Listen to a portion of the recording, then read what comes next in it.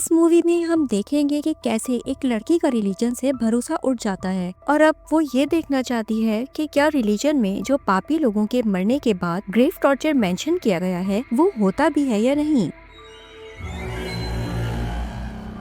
अगर आप इस चैनल पर नए हैं तो जल्दी से चैनल को सब्सक्राइब करें क्योंकि डर का असली एहसास आपको यहीं मिलेगा। फिल्म की शुरुआत में हम एक लड़की को देखते हैं जो अपने भाई के साथ एक मरहूम आदमी की कब्र खोलती है और उसमें लेट जाती है। ये लड़की सीता थी। उसे जानना था कि क्या लोग अपनी बुराइयों की सजा मौत के बाद पाते हैं या नहीं। उसका भाई कब्र का आखिरी हिस्सा बंद करता है और उसके पास बैठ जाता है। कब्र बंद होते ही सीता कैमरा ऑन करती है। बाहर से दिखाया जाता है कि एक सांप ऊपर से कब्र में अंदर आ रहा था जिसे सीता के भाई ने नहीं देखा और न ही सीता को बताया। सीता के इस अजीब तजुर्बे का राज उसका माजी था। उसने अपनी माँ और बाप को एक बॉम्ब धमाके में अपनी आंखों के सामने खो दिया था। तब से उसके जहन में ये ख्याल था कि अच्छे लोगों का अंजाम हमेशा अच्छा नहीं होता। बुरे लोग दुनिया का फायदा उठाते हैं और मौत के बाद भी उन्हें कोई सजा नहीं मिलती, न ही अच्छे लोगों को कोई इनाम मिलता है। जैसा कि लिलियन की पढ़ाई में बताया गया था, सीता के माँ बाप की मौत के बाद सीता और उसका भाई आदिल कई साल पहले यतीम खाने में छोड़ दिए गए थे, जहाँ लिलियन की उस्तानी ने बताया कि बुरों का अंजाम बुरा होता है, चाहे मौत के बाद ही क्यों न मिले। लेकिन सीता इस बात पर यकीन नहीं करती और अपनी उस्तानी को गलत साबित करने के लिए अपने भाई के साथ एक कमरे में जाती है। ये कमरा वैसा था जहाँ पहले कोई नहीं गया था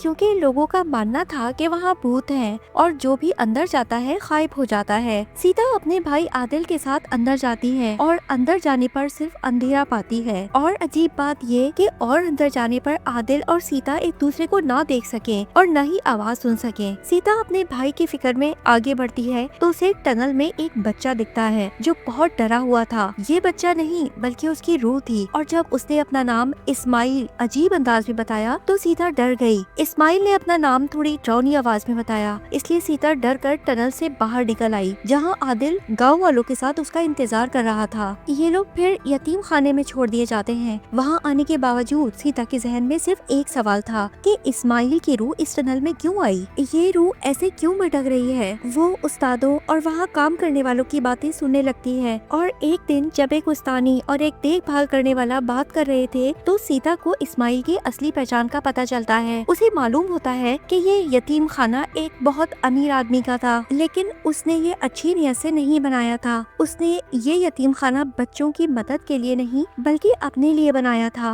वो यहाँ बेसहारा बच्चों को सपोर्ट करता और जो बच्चे उसे पसंद आते उन्हें ले जाता था। अमीर लोग उस बच्चे का गलत फायदा उठाते और इस्माइल भी उन बदनसीब बच्चों में से एक था जिनके साथ कई अमीर लोगों ने नाइंसाफी की थी। तब से उसकी रूह उस टनल में भटक रही थी। सीता सुनती है कि इस बार उसने आदिल को चुना था। उस्ताद कहते हैं कि उस रात के बाद इस्माइल किसी को नहीं दिखा, लेकिन सीता ने उसे टनल में देखा था। अब सीता फौरन अपने भाई की जान बचाने के लिए उसके पास जाती है, लेकिन उसे पकड़ने से पहले दो हाथों में आदिल को पकड़ लिया जाता है। सीता उनके लिए खतरा बन सकती थी, इसलिए उन्होंने सीता को भी पकड़कर एक स्टोर रूम में बंद कर दिया जिसका दरवाजा और खिड़कियां बंद थीं। अपने भाई को बचाने के लिए सीता अपने जहन से लड़ती है और अपने दुपट्टे की मदद से बंद खिड़कियां तोड़ने की कोशिश करती है, जिसमें वो कामयाब भी हो जाती है। बाहर निकलते ही एक देखभाल करने वाली उसके पास आती है जो सीता के लिए कुछ पैसे और जरूरी चीजें लाई थी ताकि वो अपने भाई को बचाकर यहाँ से दूर चली जाए। देखभाल करने वाली बताती है कि वो आदिल को कहीं ले जा रहे हैं। जंगल से भागते हुए सीता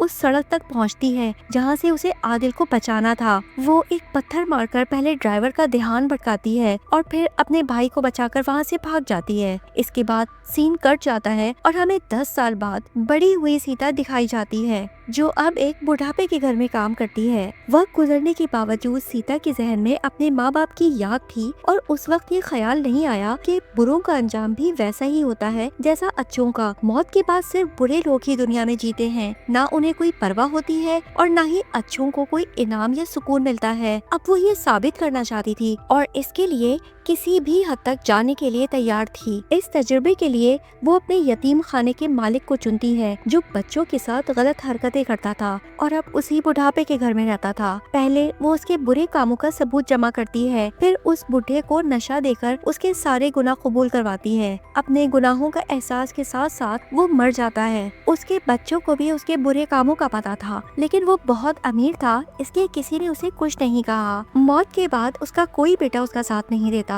बुढ़ापे के घर ही उसका जनाजा था। आदिल उसे जगाता है, फिर उसे एक ताबूत में दफन किया जाता है। अब सीता देखना चाहती थी कि इस बुरे आदमी का मौत के बाद क्या होता है, इसलिए वो कब्र के पास जाती है। ये वही सीन था जो फिल्म की शुरुआत में दिखाया जा रहा था। कब्र में लेटकर सीता अपना मोबाइल ऑन करती है, जबकि आदिल उसे कहता है कि अगर कोई परेशानी हो तो मुझे बुला लेना, और वो कब्र के करीब बैठ जाता है। अब एक सांप कब्र के करीब आने लगता है, जिसे आदिल थोड़ी देर बाद देखता है और फौरन सीता को कब्र से बाहर निकाल देता है। जब तक सीता कब्र में थी वहाँ कुछ अजीब नहीं हुआ, यानी उसका ख्याल सच साबित हुआ कि बुरे लोगों को मौत के बाद सजा नहीं मिलती। ये बात वो एक मॉर्निंग शो में बताने जाती है और अपनी रिकॉर्डिंग भी ले जाती है, लेकिन रिकॉर्डिंग चलाने पर वहाँ कुछ नहीं होता। पता चलता है कि आदिल ने सब कुछ डिलीट कर दिया था। किसी ने सीता की बात पर भरोसा नहीं किया। सीता चीखती है, रोती है और आदिल से पूछती है कि तूने ऐसा क्यों किया। आदिल कहता है कि उसे ये सब ठीक नहीं लगा, इससे बुरे लोगों को और हिम्मत मिलती और अच्छे लोगों की इज्जत नहीं होती। आदिल कहता है कि तू भी अच्छी नहीं है, तूने भी अपने सिवा किसी के बारे में नहीं सोचा, बुढ़ापे के घर में भी अपनी ड्यूटी ठीक से नहीं की, ये तेरा फर्ज था। आदिल की बातों से सीता का दिल टूट जाता है और वो घर जाकर अपने माँ बाप की तस्वीर लेकर बहुत रोती है। रोते हुए उसे ऐसा लगता है जैसे लाओ बाई ने उसे आवाज दी हो। आवाज के पीछे जाते हुए वो एक कमरे में जाती है, लेकिन वहाँ कोई नहीं होता। लाओ बाई मर चुका था। जब वो कमरे का दरवाजा बंद करती है तो लाओ बाई की आवाज फिर सुनाई देती है। पलटते ही एक साया दिखता है। पास जाने पर एक बुढ़ी औरत नजर आती है जो बुढ़ापे के घर में रहती थी। वो रो रही थी और सीता को बताती है कि उसका शौहर उसे धोखा दे रहा था। वो यहाँ उसके साथ रहती थी। जब सीता उसके साथ जाती है तो देखती है कि उसका शौहर एक नर्स के साथ वक्त गुजार रहा था। ये देखकर वो बहुत चीखती है। बुढ़ापे के घर के सारे लोग यहाँ जमा हो जाते हैं। वो औरत इस उम्र में ये सदमा बर्दाश्त नहीं कर पाती और उस आदमी को मारना चाहती है, लेकिन सीता उसे रोकती है और वहाँ से ले जाती है। रात को जब वो बुढ़ी औरत कपड़े धोने लगती है तो उसकी अंगूठी वॉशिंग मशीन में फंस जाती है। जब वो उसे निकालने जाती है तो गलती से मशीन का बटन दब जाता है और वो कपड़ों के साथ मर जाती है। उसकी चीख सुनकर सब उसे बाहर निकालते हैं, लेकिन तब तक बहुत देर हो चुकी थी। उसका शौहर अपनी बीवी की मौत से बहुत उदास था, क्योंकि उसने अभी तक माफी भी नहीं मांगी थी। इस सदमे में वो रो रहा था और पागलपन में चला गया। सीता इस बुढ़े के लिए कुछ करना चाहती थी। आदिल की बातें उसके दिल में थी, इसलिए वो बुढ़ापे के घर में रहने वाले एक जादूगर के पास जाती है और पूछती है कि क्या वो उस बुढ़ी औरत की रूह को बुला सकता है। जादूगर मान जाता है और कुछ बुढ़ों के साथ गोल मेज पर बैठता है, जहाँ वो मोमबत्तियाँ जलाते हैं। उन्हें एक आदमी की कमी थी। उन्होंने सीता से वहाँ बैठने को कहा, लेकिन सीता डर गई। बिना सीता के उनका रस्म अधूरा था। मजबूरन सीता को बैठना पड़ा। रस्म के जरिए बुढ़ी औरत की रूह जादूगर में आती है और वो उसकी आवाज में बोलने लगता है। उसकी आवाज सुनते ही उसका शौहर माफी मांगने की कोशिश करता है, लेकिन बुढ़ी औरत कहती है कि मैं तुझे ऐसे माफ नहीं करूंगी जब तक उस औरत को ना मार दे जिसके साथ तूने मुझे धोखा दिया। ये सुनकर सीता को कुछ गलत लगता है और वो फौरन जादूगर से रस्म रोकने को कहती है, लेकिन तब सारे बुढ़े उस बुढ़ी औरत की आवाज में बोलने लगते हैं कि उस औरत को मार दो। सीता को खतरा महसूस होता है। वो रस्म से उठ जाती है, सारी मोमबत्तियां बुझा देती है और पर्दे खोल देती है। वो रस्म तोड़ देती है और फौरन उस नर्स की जान बचाने के लिए जाती है। वो नर्स के पास पहुंचती है और कुछ बताने ही वाली होती है कि बुढ़ा आदमी भी नर्स को मारने के लिए आ जाता है। सीता उसे बचाने के लिए एक कमरे में ले जाती है और दरवाजा बंद कर देती है, लेकिन वहाँ पहले से एक और आदमी होता है जो नर्स के पेट में छुरा घोंपकर उसे मार देता है। वो बुढ़ी से पूछता है कि तूने इस बेगुनाह को क्यों मारा। बुढ़ा जवाब देता है कि मुझे मौत के बाद गम नहीं चाहिए था। उस औरत ने मुझे इस लड़की को सजा देने को कहा और मैंने दे दी। ये सुनकर सीता को शक होता है। उसे लगता है कि शायद उसने सीता का मॉर्निंग शो देखा था, लेकिन सीता उस शो में कुछ साबित नहीं कर पाई थी कि मरने वालों को सजा मिलती है या नहीं। वो इंटरनेट पर तलाश करती है और पता चलता है कि सीता के शो के बाद कई लोगों ने उससे मुतासिर होकर सीता का तजुर्बा दोहराया और इस बार कई अजीबोगरीब चीजें लोगों के साथ रिकॉर्ड हुई। जो लोग अच्छे नहीं थे उनकी कब्रों से चीखे और चिल्लाहटें रिकॉर्ड हुई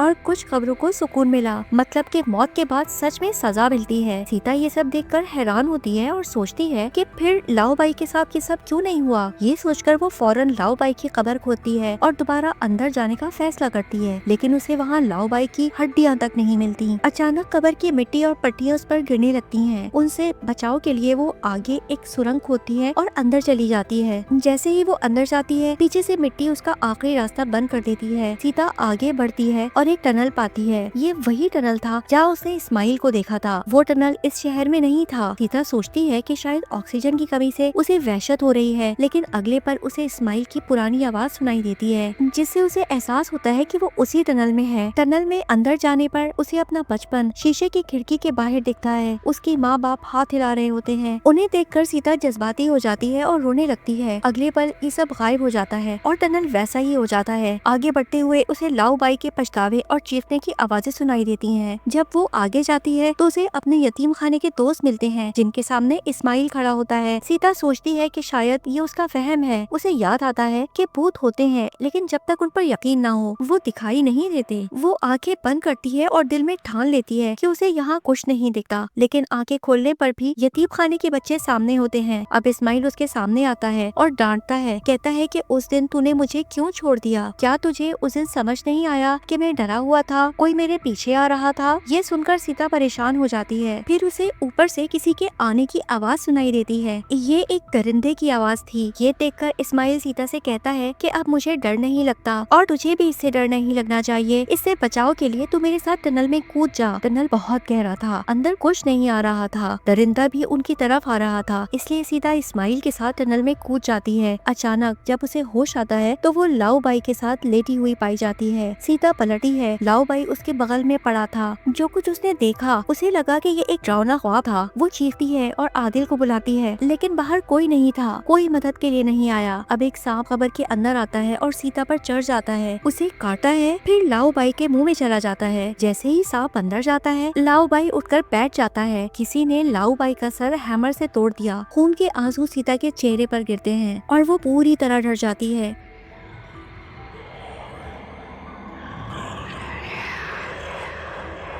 लेकिन ये तो सिर्फ शुरुआत थी। लाओबाई का सर टूट चुका था और यहाँ कहानी खत्म होती है।